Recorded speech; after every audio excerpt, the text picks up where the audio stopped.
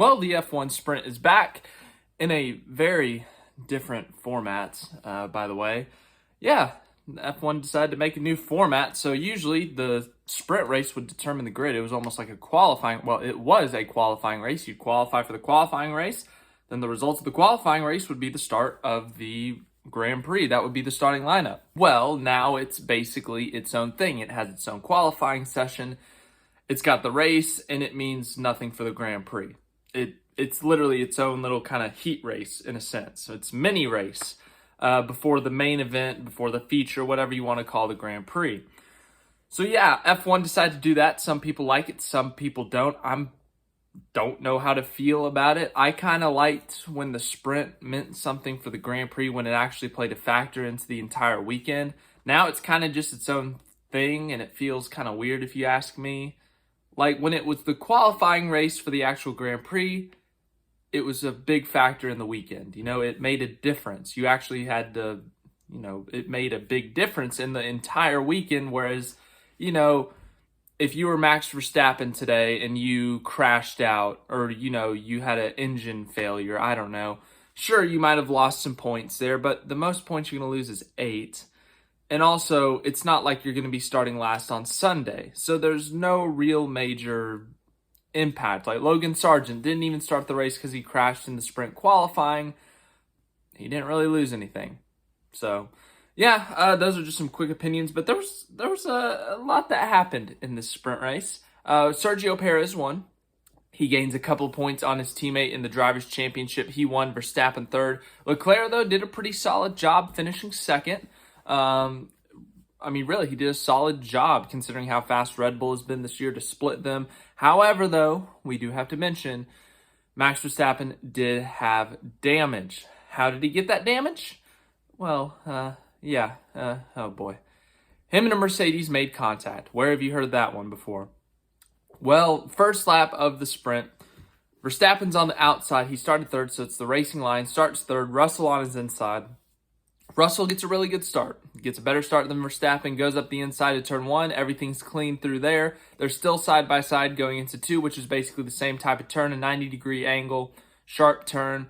And Russell, you can't really run anyone wide because there's a wall. It's a street circuit, but he basically ran him all the way to the wall. I don't even think ran him is the right terminology because it wasn't dirty in any sense. He was just racing him hard.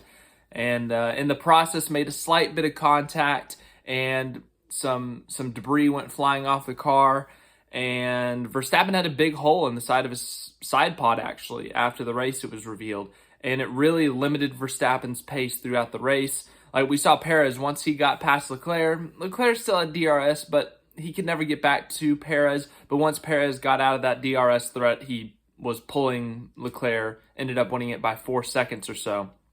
Whereas Verstappen, even when he got within DRS of Leclerc, could never close up. The Red Bull's much faster than the Ferrari this year, we have seen. So it was a bit of a surprise to not see him there. But then, they had said earlier in the race that he had some type of floor damage. So it was like, that's probably a factor.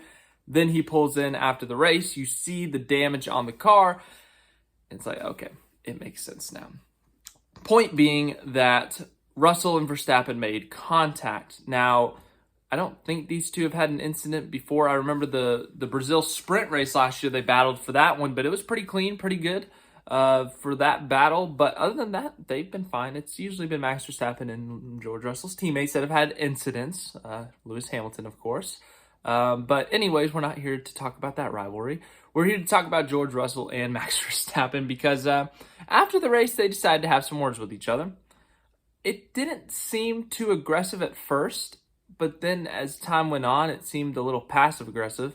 And at the very end, Max Verstappen decided to throw in an insult that I don't think George Russell heard. Basically, the mics, the camera crew, everyone there did great. Right in their faces, you could see everything they were doing in the talk. And then also, you could hear what they were saying. Max was saying, give me more space. And George was saying, I didn't have a lot of grip. Sorry I hit you. I didn't mean to. And Max was saying something like, oh, well, and said, expect it the same way next time. And then, as Russell's walking away, he kind of quietly talked like this. And that said an insult that I can't repeat on here because we try to keep this family friendly on this channel.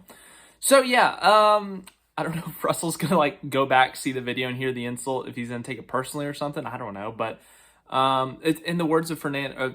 Verstappen should have said, in the words of Fernando Alonso, all the time you must leave the space, all the time. But, or he could have done, speaking of Fernando Alonso, he could have done the thing where he goes up to the side pod like Alonso did when he was with McLaren, point at the side pod and go. That would have been funny too. Verstappen really should have channeled his inner Alonso there. Would have been quite funny. Anyways, my thoughts on the incident. If it like it's lap 1 of the sprint, so I can understand why Verstappen's mad about getting damage on lap 1 of the sprint. If it was lap 1 of the Grand Prix, I'd say, you know, full send, go for it. No problems there, because the Grand Prix, the first lap is so important. You know, you got to get position, track position, holding people behind you if they're faster, getting as much time as you can, and you got to fight for every inch. I feel like the sprint you can give a little bit more, but at the same time, Russell didn't do anything egregious. He didn't do anything outrageous. He was racing hard. He was mostly within his limit, and the only reason he made contact is because Verstappen had a wall there. You know, if there's not a wall there and he can go, you know, maybe a foot to the right, we don't have a problem here. And honestly, Verstappen might have stayed ahead. So I don't see a problem with this incident, really. Once again, the only reason I could really, I mean, obviously the damage is bad. You know, oh, my car got damaged in an incident with you. That's what Verstappen's thinking. But at the same time, like, it's lap 1 of the sprint. That's probably the most mad is, and Verstappen's openly been against the sprint format. So, you know, I could understand his frustration from there, but I don't really see any wrong in this.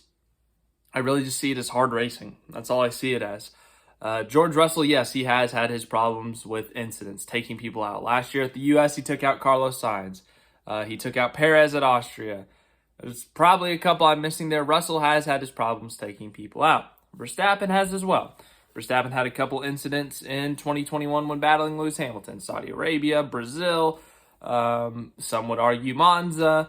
I still think that Monza was 50-50. That's just my opinion, though. People will probably scream at me for that. Anyways, so both of these guys have had a history of aggressive racing, making contact with people. So the fact that these two getting into it's not too big of a surprise. But yeah, I just wanted to talk about that. And then the confrontation. I don't know. It seemed fine until Verstappen just kind of dropped that insult. I was like, okay. Like, call him that to his face, but okay. I'm a NASCAR fan. I know they won't do this in F1 because they'd probably get fined or something, but I want to see a fight. I would have loved to see Verstappen and Russell duke it out, you know, get up there, get a fist fight in after an F1 sprint. But that seemed to be the big talking point of this race, so spent the majority of the time talking about it.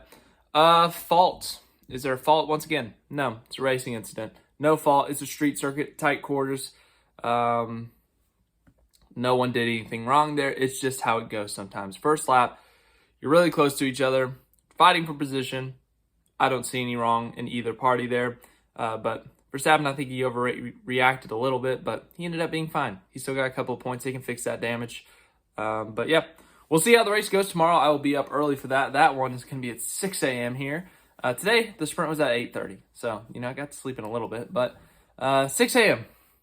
Woo. But get up early for their national anthem. Azerbaijan, has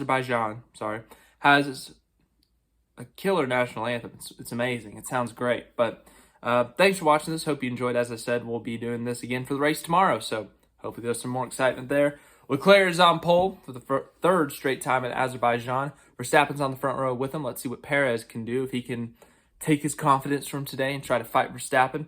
And if they don't fix it, what happens there. But thanks for watching again. Hope you have a great day, evening, morning. I don't know where you are, but hope you have a great day.